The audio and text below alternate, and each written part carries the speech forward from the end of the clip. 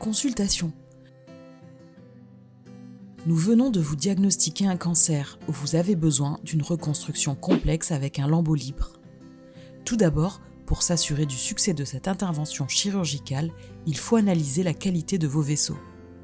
Pour cela, une échographie des troncs supraortiques des membres inférieurs ou un angioscanner pourra vous être prescrit. Les résultats doivent être apportés à votre chirurgien reconstructeur lors de votre rendez-vous avec lui. Qu'est-ce qu'un lambeau libre ? Pour remplacer la zone opérée, on utilise un lambeau libre. En effet, il n'est pas possible de laisser une communication entre la sphère ORL et votre cou. Il faut donc combler l'espace vide.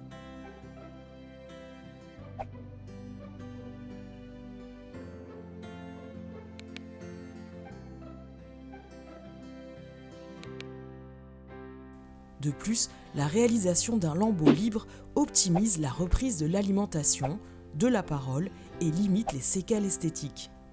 Il est prélevé à distance de la zone opérée, sur le bras, sous l'aisselle ou encore sur la cuisse. Il est prélevé avec son pédicule vasculaire qui permet d'assurer la circulation sanguine à l'intérieur et il est rebranché au niveau des vaisseaux de votre cou. C'est pourquoi le bilan d'imagerie de vos vaisseaux est nécessaire pour préparer cette chirurgie. Il existe 3 grands principaux types de lambeaux libres. Les lambeaux musculo-cutanés permettent d'apporter un tissu cutané et ou musculaire. Les lambeaux digestifs restaurent les fonctions digestives. Les lambeaux osseux permettent la reconstruction des os de la mâchoire. Une alternative au lambeau libre consiste à mettre en place un lambeau pédiculé, donc sans section des vaisseaux nourriciers et plus proche de la zone opérée. Mais les résultats fonctionnels et esthétiques sont souvent moins bons.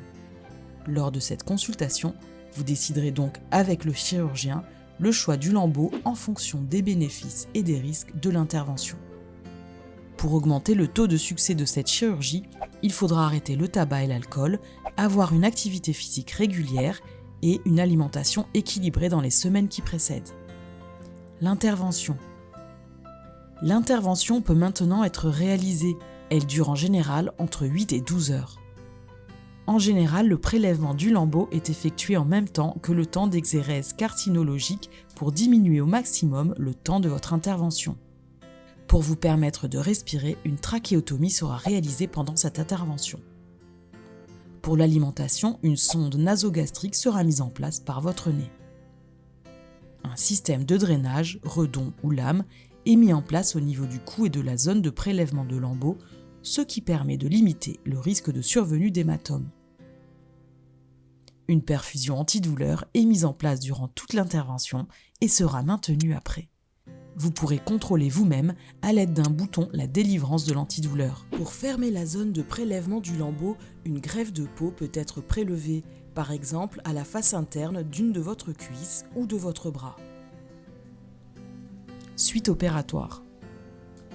Une fois l'intervention terminée, vous serez hospitalisé en unité de surveillance continue chirurgicale pendant 2 à 3 jours. Pression artérielle, saturation en oxygène, électrocardiogramme, tous les paramètres sont minutieusement observés pour dépister d'éventuelles complications. La couleur et la chaleur du lambeau sont également contrôlées plusieurs fois par jour. Vous irez ensuite en service conventionnel pour une durée de 3 à 4 semaines. Les modalités de retour à domicile seront définies avec vous et votre famille, vos chirurgiens référents et l'équipe infirmière au cours de votre hospitalisation.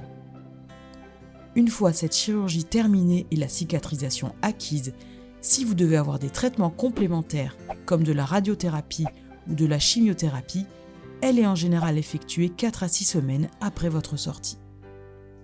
Séquelles.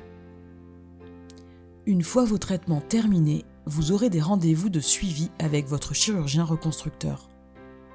S'il existe des imperfections de résultats, des reprises chirurgicales peuvent être envisagées, en général 1 an après la fin de vos traitements.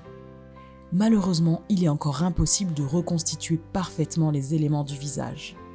Des variations de volume et de forme peuvent survenir, mais s'estompent en partie avec le temps.